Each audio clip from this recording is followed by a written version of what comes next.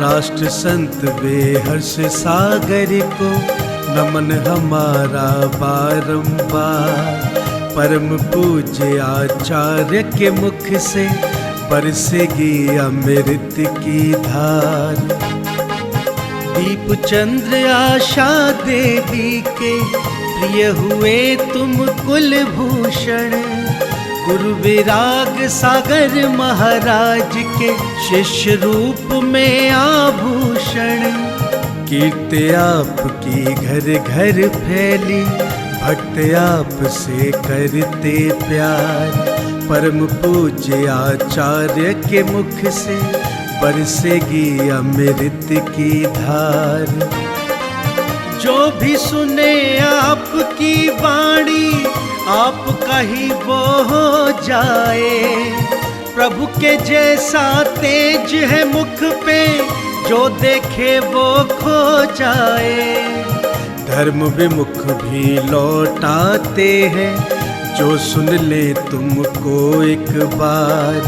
परम पूज्य आचार्य के मुख से बरसेगी अमृत की धार। शाकाहार की सीख फैलाओ, धर्म का मार्ग दिखाते हो। जीवन की क्या सच्चाई है, सब विस्तार बताते हो। सुने आपकी जो भी वाणी, हो जाए वो भव से पार। परम पूज्य आचार्य के मुख से बरसेगी अमृत की धार। आओ गुरुवर की वाणी को आत्मसात हम करते हैं। सुनकर इनके प्रवचनों को धर्म से झोली भरते हैं। जिन वाणी चैनल करता है, प्रेषित चरणों में आभार। परम पूज्य आचार्य के मुख से बरसेगी अमृत की धार। इस कार्यक्रम के पुण्यार्चक हैं श्री आलोक जैन, श्रीमती पायल जैन, कनिष्क फर्म ट्रेडर्स, भजनपुरा, दिल्ली।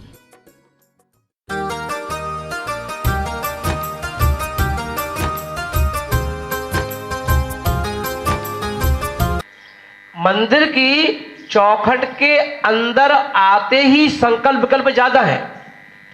कितने संकल्प विकल्प को लेकर के बंदे को, है ना, क्या कहते हैं, पंथवाद को लेकर के, संतवाद को लेकर के, ग्रंथवाद को लेकर के कितने संकल्प विकल्प है ना, है कि नहीं। गुरुओं को लेकर के, कभी किसी को लेकर के संकल्प विकल्प है कि नहीं। पर वहां बाहर जाते ही सारे संकल्प विकल्प खत्म है ना। तो बताओ, संकल्प विकल्प में धर्म होता है क्या ना। समय तो बीत सकता है, समय तो निकल सकता है, पर मिलेगा क्या ना। तनख्वाह जब मिलेगी तो पता चला कुछ मिले ही नहीं ना। क्यों कहते हो, क्या बताओ, बड़ा व्यापार में घाटा लग गया। क्यों लग गया? जब आप रोज अभिषेक पूजा कर रहे हो तो क्यों लग गया है? रोज अभिषेक पूजा करने वाला परेशान हो सकता है क्या? कर्जे में आ सकता है क्या? उसकी दुकान बंद हो सकती है क्या? या उसका कोई व्यक्ति पैसा खा सकता है क्या? या उसके काम रुक सकते हैं क्या? तो आप खुद ही पढ़ रहे हैं, जो मन से पूजा करते हैं पूजा उनको फल देती है। पूजा भक्त पुजारी के सब दुखों को हर लेती है। तो ये पंक्ति गलत है क्या? फिर हम परेशान क्यों हैं? अभी मैं बड़ौत गया, चातुर्मास किया बड़ौत में, दिल्ली के पास बड़ौत है ना। वहां पर 1.5 लाख जैन हैं। और वहां पर जब वहां पर हम लोग पहुंचे तो एक मंदिर में 9 वेदियां थी, 9। हर वेदी से एक पुजारी था। और जितने भगवान थे वो सब काले हो गए थे, काले। पानी खारा होगा तो पानी, भगवान काले हो गए थे, दिख ही नहीं रहे थे, पता नहीं चल रहा कौन से भगवान है, इतने काले हो गए थे। तो मैंने कहा ये बताओ, ऐसे मैंने पुजारियों को बुलाया, 9 पुजारियों को, इधर आओ, ये भगवान काले क्यों है? बोले वो पानी खारा है। अच्छा, तो मैंने कहा इसको साफ करो। कि करते हैं ना। तो कब करते हो? कहीं वो परसों परवाएगा ना, जब मंजन होगा तब करेंगे। तो मैंने कहा तुम कितनी बार नहाते हो? तब देख रहे हो कि खारा पानी है तो भाई 1 साल में 4 बार कर लो मंजन। भगवान चमकना तो चाहिए, पर रूढ़ी परंपरा नहीं होती, 1 ही साल में 1 ही बार करेंगे। चलो ठीक है, कोई बात नहीं। अब जब मूर्ति, जब उन्होंने कहा कि 1 साल में 1 बार करते हैं, ऐसा नियम बना रखा हम लोगों ने, तो मैंने कहा चलिए बताओ कि 9 पुजारी आपके घर में प्रॉब्लम बताओ क्या क्या है। अरे महाराज प्रॉब्लम तो बहुत है, प्रॉब्लम तो बहुत है। मैंने कहा जिसकी जहाँ भगवान काले हैं और तुम काले भगवान के अभिषेक पूजा कर रहे हो, तो नियम से तुम्हारे घर में कोई बीवी, लड़की, लड़का, कोई ना कोई पक्के में एक डिफेक्टेड पीस तो होगा। हाँ महाराज जी बात तो है, ये बात तो पक्की है। क्यों? क्यों जब मंदिर में कोई ऐसे गलत काम करोगे ना, आपको समझा ही नहीं पहले से, आप तो क्या होगा, नियम से कोई ना कोई परेशानी आपको घेर लेगी, नियम से घेरेगी। क्योंकि आपकी दुकान, आपका मकान, आपका परिवार, आपका लेन देन यहां से जुड़ा हुआ है, मंदिर से, मंदिर के शिखर से, मंदिर की ध्वजा से। कहा जाता है कि मंदिर की शिखर पे ध्वजा क्यों लगाई जाती है? अपने यहां तो है ही नहीं है, वो पीतल की है, तो पीतल की तो ध्वजा होती ही नहीं है। ये तो एक विद्वानों के द्वारा निकाला हुआ एक ऑप्शन है। हाँ, क्यों? भरत चक्रवर्ती ने कैलाश पर्वत पर 72 जिनबिंब बनवाए थे रत्नों के। तो ये बताओ, जब भरत चक्रवर्ती जैसा आदिनाथ भगवान का ज्येष्ठ पुत्र, जब वह रत्नों की मूर्तियां और रत्नों के मंदिर बनवा सकता था, तो क्या ध्वजा रत्नों की नहीं बनवा सकता था? सोने की नहीं बनवा सकता था? ना है? अरे ज्ञानी आत्मा, आपने अपने पिताजी को देखा है? पिताजी थे कि नहीं थे? थे ना, है? और उनके पिताजी, तुम्हारे पिताजी ने के भी पिताजी थे, उन पिताजी ने देखा था ना। और कभी कभी दादाजी को नए बच्चों ने नहीं देखा है, पर फोटो लगी हुई है। यदि अपने ऐसा कह दोगे कि बेटा कौन ने देखा, थे कि नहीं थे, तो भैया तुम औलाद किसकी हो फिर? इसीलिए तर्क कभी वैसे वैसे मत देना, नहीं तो तुम्हारे बच्चे, जब आप ही भटक जाओगे तो बच्चे कैसे सुधारोगे? तो ये दोनों पहले भटक जाएंगे। इसीलिए ये ध्यान रखना, ग्रंथ है, ये ग्रंथ है, कोई सामान मैगजीन नहीं है। इस ग्रंथों में जैन दर्शन का मुख्य हथियार ही है श्रद्धा। यदि आपकी श्रद्धा ही नहीं है, सब कुछ बेकार है। क्या तो श्रद्धा ही चाहिए मेन। आपकी श्रद्धा कैसी है? श्रद्धा चाहिए। बिना श्रद्धा के आपकी पूजा बेकार है, बिना श्रद्धा के आपका अभिषेक बेकार है, बिना श्रद्धा के आपका चौका बेकार है, बिना श्रद्धा के आपका साधु का विहार बेकार है। पहले श्रद्धा चाहिए, बेस है, बेस। श्रद्धा के बिना सब कुछ बेकार है। श्रद्धा तो बेस चाहिए। जब तक श्रद्धा नहीं होगी तो ऐसे कल के दिन, नहीं तो बच्चे भी कहेंगे तो हमारे पिताजी थे कि नहीं थे, कौन ने मालूम, किसको पता?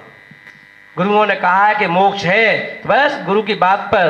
तो आप कभी कभी कल्पना करो कि गुरु की बात को सबसे ज्यादा किसने माना? किसने माना? सबसे ज्यादा गुरुओं ने माना है गुरु की बात को। अगर इन्होंने गुरुओं की बात को ना माना होता, यदि हम कोई दिमाग में शंका समाधान लेके घूम रहे होते, गुरु की एक एक आवाज पर कपड़े त्याग कर दिए, घर छोड़ दिया, परिवार छोड़ दिया, रिश्ते छोड़ दिए, माँ बाप छोड़ दिए, सब कुछ छोड़ दिया। किसके कहने से? गुरु कह। क्यों? ये श्रद्धा थी कि जो प्रभु ने कहा था वो ग्रंथों में बंद है, और उन ग्रंथों को पढ़ करके इन गुरुओं ने हमें उपदेश दिया है। इनकी नहीं मान रहे हम। क्यों? क्योंकि ये जिनवाणी पढ़ करके बताते हैं। जिनवाणी इन्होंने पहले पढ़ी है और पढ़ करके फिर प्रवचन के माध्यम से इन्होंने हमको ज्ञान दिया है। और वो ज्ञान कैसा है? वो ज्ञान हमारे अंतस के जो उलझी हुई पहेलियां हैं उन्हें सुलझा देता है, उन्हें सुलझा देता है। इसलिए कहा गया कि श्रद्धा।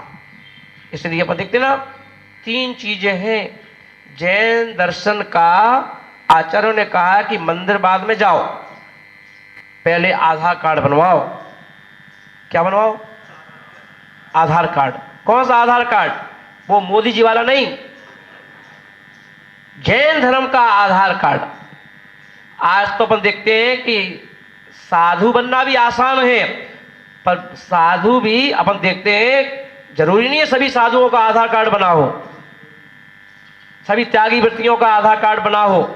क्योंकि कई बार देखा जाता है कि पता चला कि इनके अंदर भी कसाय पाई जा सकती है, साधु के अंदर भी कसाय पाई जा सकती है, हमारे अंदर भी कसाय पाई जा सकती है, त्यागी वृत्तियों के अंदर भी कसाय पाई जा सकती है ना। हो सकता है, यही करो कि हो सकता है कि पंचम काल है, और पंचम काल है तो आचार्यों ने कहा पहले रजिस्ट्रेशन कराओ।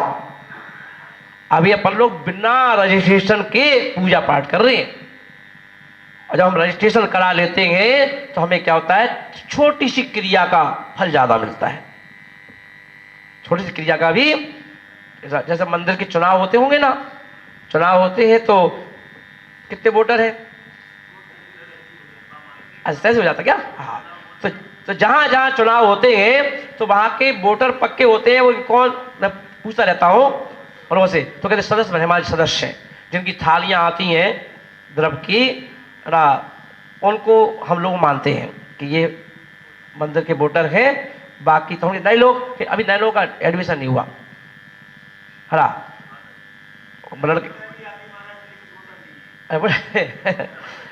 तो अच्छा है, बहुत बढ़िया है ना। तो कहने का अर्थ है कि रजिस्ट्रेशन पहले चाहिए। एमबीए की पढ़ाई तो कोई भी कर सकता है, कोचिंग खुली है इतनी सारी, कोचिंग में कोई रजिस्ट्रेशन नहीं कराना है, सिर्फ फीस जमा करो और बच्चे को भर्ती कर दो, पढ़ो, ज्ञान पढ़ सकता है व्यक्ति। मगर एमबीए की पढ़ाई तो कर सकता है पर एग्जाम्स नहीं दे सकता। एग्जाम्स में तो नाम लिस्ट आएगी ना, कौन कौन सा बच्ची के नाम क्या है, लड़की लड़का कौन है, उसका स्थान भी आएगा, उसका चुनाव कि उसको परीक्षा कहाँ से, सेंटर कौन सा है उसका, यहाँ का कॉलेज है कि बाहर का कॉलेज है, वहाँ जाना है। ऐसा होता नहीं होता है ना? क्यों? क्योंकि उसका फॉर्म जमा था, फीस जमा थी, उसका रोल नंबर आएगा उसका।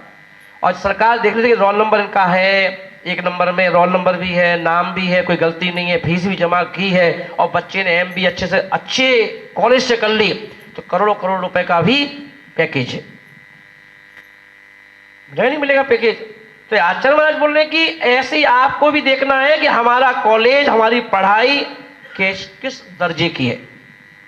जैसा आपका दर्जा होगा वैसे आपको नंबर मिलेंगे, वैसे आपको नंबर मिलेंगे। तो इसलिए आचरण का पहले क्या करवा लो ना, रजिस्ट्रेशन, और रजिस्ट्रेशन करा करके फिर पूजा पाठ करो। जैसे ही भगवान के मंदिर में प्रवेश किया, अच्छे से पैर धो करके ना, बोले पैर धोना भी जरूरी है ना, अच्छे से पैर धो के आओ, फिर मंदिर में प्रवेश करो। बोले हम तो नहा के ही आए ना, नहीं फिर भी पैर धो ना, क्योंकि पैरों में हो सकता है कि मंदिर के रास्ते की धूल मिट्टी चिपकी हो ना, वो आपको इतनी सी मिट्टी परेशान कर देगी, मस्तिष्क को खराब कर देगी। तो क्या करो, आकर के प्रभु की वंदना करो। नियम दिए गए कि जहां मूल नायक विराजमान हो, कभी भी डायरेक्ट उनके सामने खड़े होकर के नमोस्तु नहीं करना चाहिए। बोले क्यों? बोले कि ये विनयाचार, विनय संपन्नता दूसरे नंबर की भावना है। फिर कहां खड़े हो? बोले दाईं ओर या बाईं ओर ना, अब दर्शन करो भगवान के। रूल से ये रूल्स ना, अब भगवान के सामने खड़े हो गए। बोले भैया हम अपने पिताजी के सामने कभी डायरेक्ट खड़े नहीं होते, उनसे भी नजरें यहाँ वहाँ करके बात करते हैं, फिर भगवान के सामने कैसे करेंगे ना। तो बोले भगवान के सामने खड़े होना भी आना चाहिए, फिर नमस्कार करना भी आना चाहिए ना। फिर भगवान से प्रार्थना करो, संकल्प, निगम नए का उपयोग करो। निगम नए संकल्प करते हैं, ऐसा नहीं भगवान को अपन ने उठाया सीधे सीधे रखा थाली में और अभिषेक कर दिया। पहले भगवान से इजाजत लो कि वो भगवान का घर है, वो वेदी है, और जिस भगवान को आप यहाँ लाना चाहते हो आज्ञा लो, और भगवान से वेदी से आज्ञा लो मूल नायक से कि मैं आपके परिवार में से एक भगवान जी को बड़ी विनयाचार के साथ सुमेरु पर्वत पे ले जाना चाहता हूँ और वहाँ उन भगवान को विराजमान करके उनका हम अभिषेक करेंगे ना। और अभिषेक के पश्चात भगवान जी को फिर विनयाचार के साथ वापस आपके परिवार में ना बिठा देंगे ना। हमें इजाज़त दो ना। तो इजाज़त लेके उठाओ, इजाज़त लेके वापस विराजमान करो और अब भगवान का अभिषेक करो। और अभिषेक क्यों कर रहे हो भगवान को बताओ। अभिषेक कर क्यों रहे हो? अभिषेक का फल क्या है? अभिषेक का फल क्या है? तो उस अभिषेक का फल हमें चाहिए, क्योंकि किए जा रहे, फल कब मिलेगा? फल कब मिलेगा? इसलिए उसको फल भी तो चाहिए हमको। इसलिए एक एक चीज को पूछते हुए आप देखते हैं, साधु समाज को देखते हो, साधु समाज जब अपने अपने गुरु के पास होते हैं तो लघु संघ का भी जाना है तो इशारा करके जाते हैं कि महाराज लघु संघ का जा रहा हूँ, महाराज जी शौच क्रिया के लिए जा रहा हूँ, महाराज इसके लिए जा रहा हूँ ना। एक ही चीज पूछ करके ना। सपने में भी यदि सोते समय कुछ देख लिया तो सुबह जाकर गुरु के समक्ष जाकर गुरुदेव आज सपना देख लिया, सपने में ये देख लिया, प्रायश्चित दो। जो आत्मा थोड़ी कहीं से भी थोड़ी सी गलती हुई है उस पर पूरा सफाई कर दो प्रायश्चित से। इसलिए महानुभाव अपन देखेंगे, समय आपका हो रहा है कि रजिस्ट्रेशन करा करके और फिर हम जब भगवान की पूजा पाठ करते हैं तो हमारी असंख्यात गुणी कर्मों की नजरा हो जाती है। क्योंकि पूजा क्या है? परंपरा से मोक्ष का कारण है। पूजा छोटी मोटी चीज नहीं है। पूजा क्या है?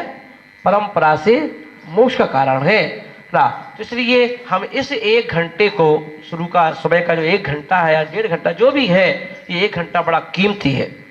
इस 1 घंटे में हम 23 घंटे जो शेष हैं उन 23 घंटे की तैयारी करके जाते हैं। यहीं से व्यापार का आशीर्वाद, यहीं से बच्चों का आशीर्वाद, यहीं से ना लेन देन का आशीर्वाद, यहीं से सारी चीज़ों का, बीमारी छूटने का, कर्जे से छूटने का पूरा आशीर्वाद 1 घंटे में सब मिल जाता है।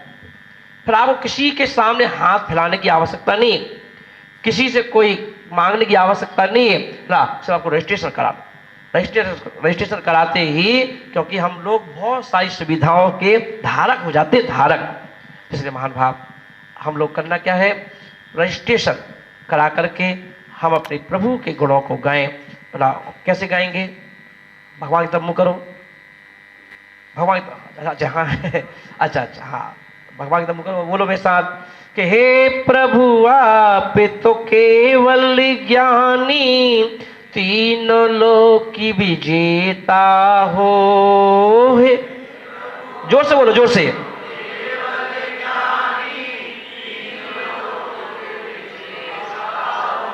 हे प्रभु आप तो केवल ज्ञानी, तीनों लोक की विजेता हो।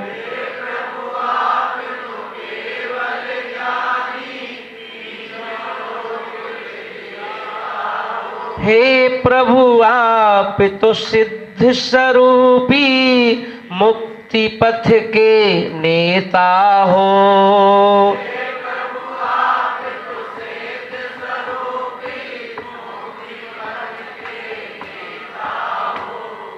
अब हाथ रखो अपने हृदय पर, बोलो मेरा मुझसे मिलन करा दो।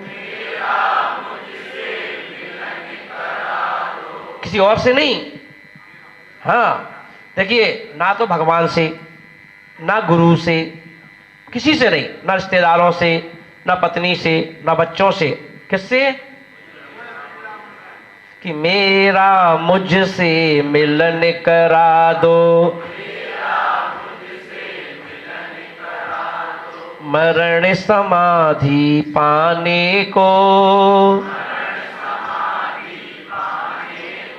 तो ये कि मरण समाधि हमारी अच्छी हो, क्योंकि कहा जाता है कि अंत भला तो सब भला, अंत भला तो सब भला। श्री हे प्रभु हमारा अंत अच्छा हो ना। सारी जिंदगी की कमाई यही है कि हमारा अंत अच्छा हो।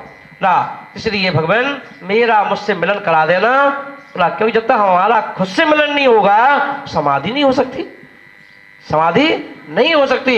इसलिए मेरा मुझसे मिलन करा दो, मरण समाधि पाने को बढ़ते चलो हजारों लोगों, बीते रागता पाने को बढ़ते।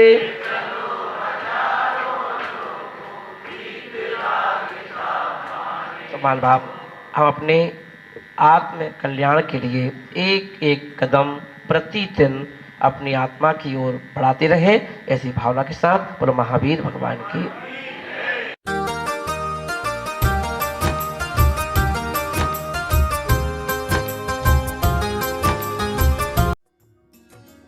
इस कार्यक्रम के पुण्यार्चक थे श्री आलोक जैन, श्रीमती पायल जैन, कनिष्क फर्म ट्रेडर्स, भजनपुरा, दिल्ली।